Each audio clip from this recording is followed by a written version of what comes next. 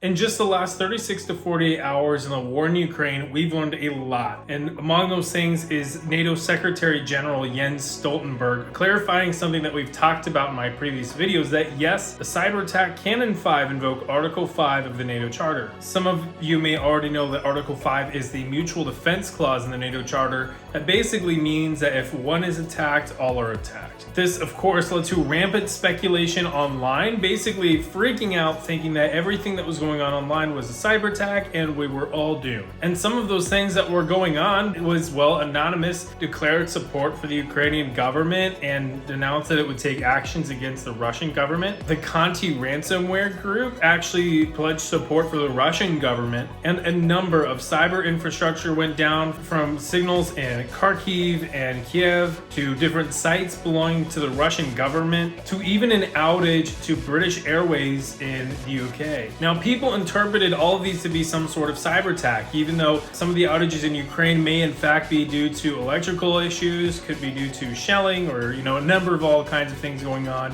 And the outage with the British Airways was actually clarified later to be a technical issue and not at all due to a cyber attack, and it was later resolved. This also included a cyber attack hitting Nvidia, and that although it was only now being reported, it had nothing to do with the war over Ukraine and was actually a couple days old, predating the conflict. Needless to say, people interpreted the clarification about Article 5 and freaked out and started to assume that everything was a cyber attack and World War III was about to start. I hate to say it, guys, but I really don't think that a cyber attack will trigger Article 5. I think it was actually my Kansas City Chiefs winning the Super Bowl. I always joked as a kid that them doing it would cause the end of the world, and since they won the Super Bowl, we've had the pandemic and now we've had this conflict. So from the bottom of my heart, I'm sorry. Now we're going to talk more about this and what all of this means, and we're also going to dive into some OSINT accounts that I follow that have allowed me to keep up with events on a fairly granular level on the ground, and I want to share those with you in case you're interested on getting fairly accurate reporting on what's going on so you can keep up with the conflict in Ukraine. Those accounts have helped me to keep up not only with this conflict but with a number of other conflicts, and in fact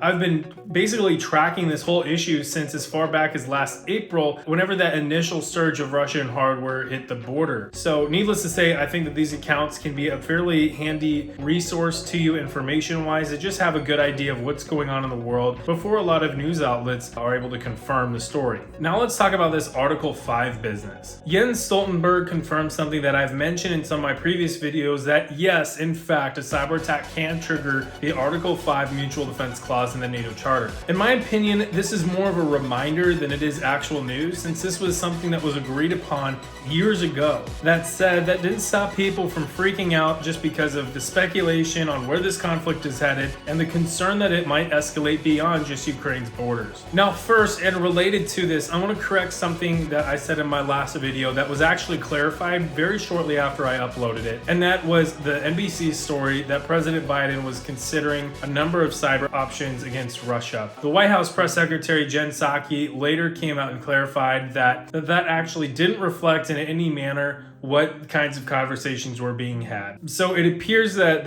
isn't to say that the US is looking at offensive action. It could be looking at a number of defensive actions. And really, in either case, Occam's razor is really a good rule of thumb to have here. So we should probably breathe a sigh of relief. Or can we? Well, Conti, a ransomware threat actor group that a lot of you are probably familiar with, it is a group based in Russia, and they actually recently pledged support for the Russian government. This happened fairly simultaneous to Anonymous pledging support for Ukraine. Now, shortly after that pledge, Anonymous claims to have hit a number of Russian government institutions. However, the validity of those claims appears to be contested, so really take those with the thinnest grain of salt. Also take Conti's pledge at face value, because as far as we're aware so far, they haven't taken any concrete actions in cyberspace, at least that I'm aware of. And also, neither one of these groups are believed to be affiliated with either government, and so that kind of puts us in a bit of a gray area where are they acting as proxies? Are they acting as independent groups? How does that fit in within the escalation ladder? You know, a lot of it's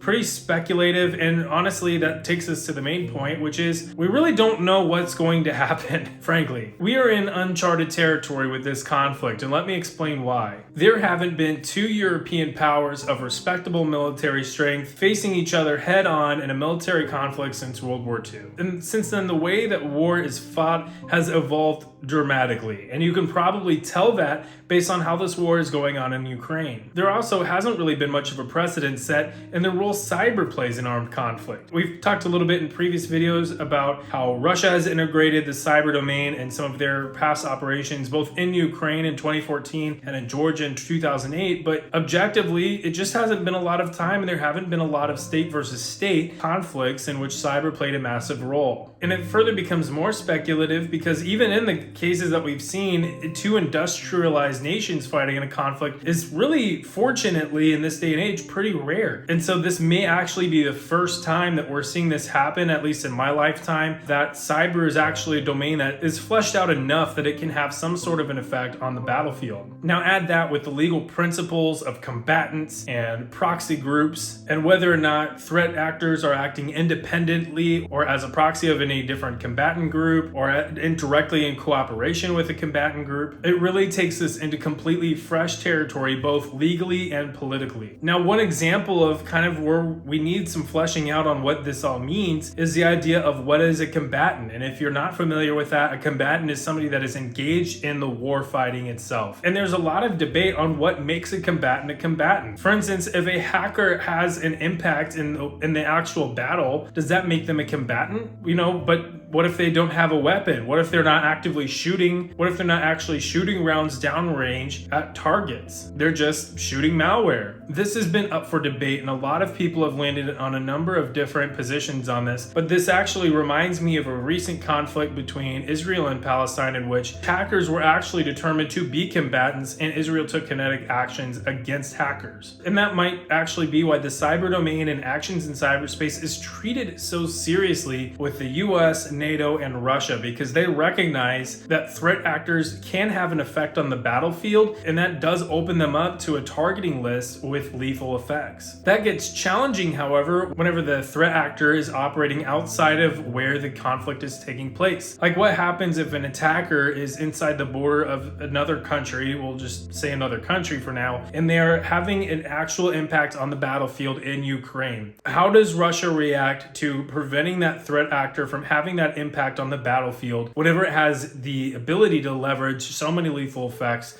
to reduce the threat that hacker poses? There's really no precedent for that. And really, there's really no clue on how much cyber sets the pace for our mutual climb up the escalation ladder. I do want to clarify, though, that over the last 70 years, NATO and Russia have managed to avoid conflict. We've managed to go through all kinds of crises, from the Cuban Missile Crisis to Kosovo. The understanding that avoiding nuclear war is in everybody's interest, and really the interest of all of mankind, is mutually ingrained not only in the United States and NATO, but also in Russia. So as bad as things get, understand that there's more than just the presidents of the respective countries at play. There are generals and people who have looked at this problem for their entire careers and understand that the nuclear option is simply unacceptable. Also understand that the mechanisms for de-escalation are well known, well used, and it is in the interest of both parties to leverage them to de-escalate the conflict between NATO and Russia, so that way it does not spill over into other areas. All of that adds pressure downward on the escalation ladder, preventing us from getting into another world war. So despite the fear-mongering that you're seeing on social media from people that frankly have absolutely no idea what they're talking about, don't worry. Realistically, it's not going to get as bad as you think it will. So be careful with where you're going to get your information. Be careful with those sources. And that takes us to the topic of open source intelligence and the accounts that I personally go to get reliable information on what's going on in Ukraine, so we can combat misinformation and disinformation and have a pretty vivid picture of what is happening right now. If you follow me on Twitter, you might have actually already seen this thread. I recently tweeted about this, and I tagged some of these accounts that you can follow right now. I've included a link to that thread down in the description. Also note that if you don't have a Twitter account, this may not be that helpful, but I highly encourage that you make one just to follow these accounts since they are a very good source of information. I also want to note that these accounts do their best to ensure that the accuracy and reliability of what it is that they're reporting. They frequently go back and correct some of the incorrect stories that they've reported, and they make sure that they amplify third-party verification that what is being reported is true. Of course, nobody's going to hit 100% of the time, but I do think that it is important to note that these accounts do make an effort to at least note whenever they've made a mistake.